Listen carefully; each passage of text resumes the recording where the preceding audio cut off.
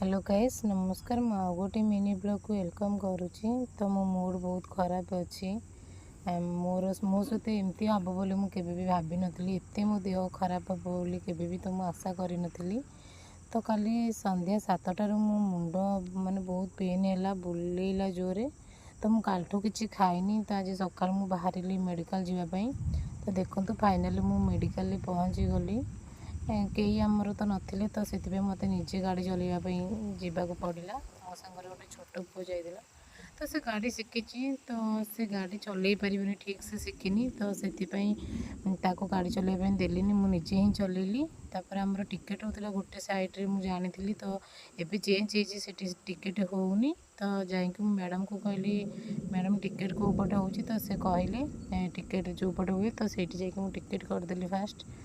तापर देखो आमर केबिन थे आचार्य सार से भल डॉक्टर। तो आमर केस्त्रापाल मेडिकल बहुत जन डॉक्टर अच्छा। तो ये बहुत भल देखा भल मेडिसिन भी लिखती। तापर देखो मो आगरू लोक बहुत थे तो मत 20 मिनट छिड़ापी पड़ा। तो फाइनाली मुझे सार को कहली कि मोर कौन कौन हो। तो खाली मुंड बुलाऊँ कालठू सेटा सार को मुझे कहली जेहेतु मुंड काली एत जोरे पेन है। तो मुझे सही न पारि मेडिकल टी गली। सार कहले कि ब्लड प्रेशर टी मापियापाई। तो से लिखले ब्लड प्रेशर मापियापाई।